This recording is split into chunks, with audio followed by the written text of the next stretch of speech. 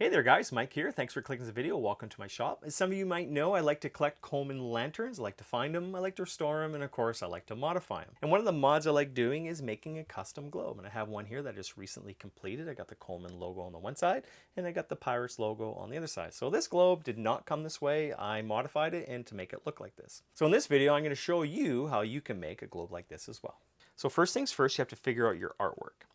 Now with this artwork here, I just went online and I figured out what I wanted to do and what sizes I want. I printed it off. I went to an industrial sign shop and I told them what I was doing, and they produced these two decals for me on some vinyl. So basically what it is whatever is going to be printed needs to be go through, so the media, the glass media that we're going to be using, can be sandblasted through that. If you don't want to use an industrial sign shop, you could actually use something like this, and this is called a Cricut.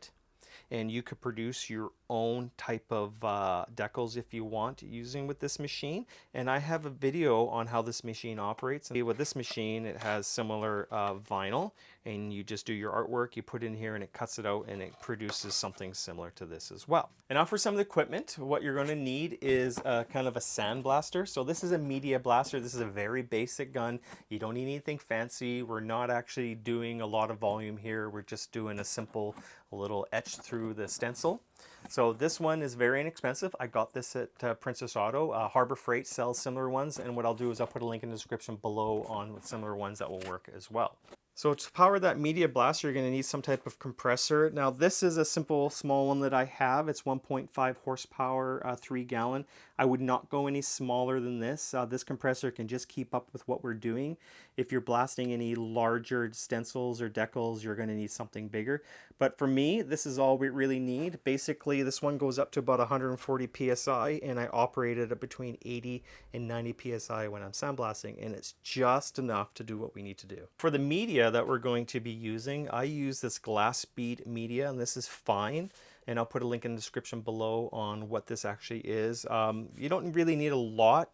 Probably this much will do a globe. And if you use it in a container, you can actually recycle it over and over again. So the last part of the equation is building yourself a little media box. So this is an airtight box made out of a storage unit. It has a weather stripping all the way around it. It has 4 clamps so you can tighten it down really good. I installed some flanges on the front with some rubber gloves in it. So it's pretty much airtight, well, almost airtight, so the media doesn't blast around everywhere. You can put the gun, put the globe in there. It's the perfect size. If you have bigger items that you want to do, you may want to make a little bit bigger box. So there's a lot of information on YouTube on how to make your own DIY sandblasting box. You don't need a box like this. You could probably do it outside if you're only doing a couple globes, but if you do, I strongly recommend getting a good respirator so you don't breathe any of those particulates. That sandblasting media is nasty. It will get into every orifice, so do yourself a favor, build a box like this. Let's have a little better look on how this bin is made. There's 2 toilet flanges there, and they go through on a 3.5-inch hole. On the other side, I have some industrial heavy-duty rubber gloves, and those are zap strapped to the flanges. I have a vent in the back there, so that's just a piece of fabric, that kind of a filter fabric. We need to figure out a way to let the air escape, so that works well. I have a crate on the bottom there, so all the media just falls to the bottom. And the other thing is this little air hose. So I have a little electrical connector that goes through there, and that seals pretty good. And I just use a hot glue gun to kind of do all this sealing up of all the flanges and everything like that. So it all works pretty good. So just as a reminder, stay tuned to the end of the video. What we'll do is we'll put the completed globe inside a working lantern. We'll show you how it looks like.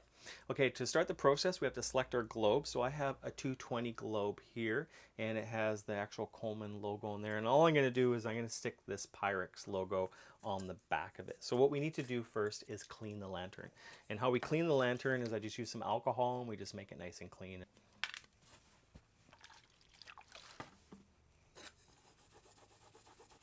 We'll find a nice spot for this, and we'll go opposite around about the same level. So we'll put it right about there. So let's peel this off. Now you just have to be really careful that some of the stuff that's weeded goes, that sticks to, there we go.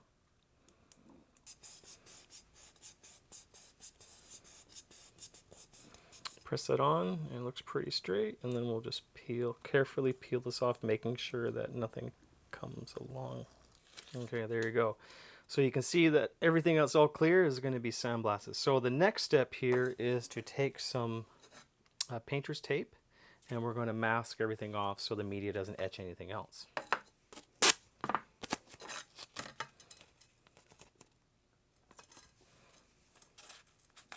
Nothing is really exposed except where we want the media to hit. So that's ready to go. So let's go ahead and set up the blasting unit.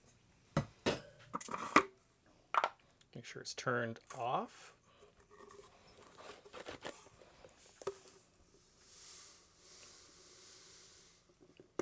Pour this in.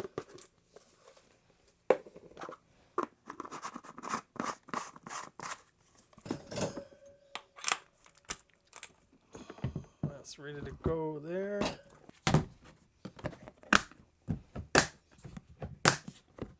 So go ahead and turn this on. I typically like to set the pressure here on the regulator at about 80 to 90 psi and run up the compressor to about 140 psi and let it kind of cycle. Now if you find that the pressure is going it down a little too much, you can just give it a break, let the compressor keep up, and then try it some more. This dial here controls the line pressure, so you can turn it up or turn it down to whatever you want. Turn it down, turn it up. So there is about right, about 90, 80 to 90. Not all vinyl is the same, so you might have to experiment with what you have. Start low, work yourself up higher.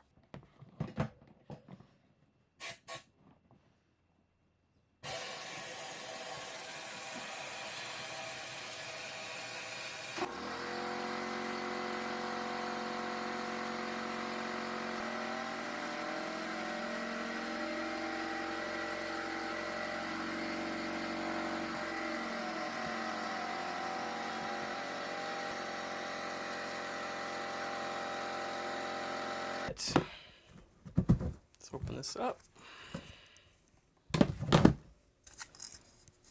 Right on. You can kind of see through the backside there that it's kind of all frosty. So what we'll do is we'll take all the tape off, we'll clean this all up, we'll go fire up a lantern, and we'll see how it looks like in the dark.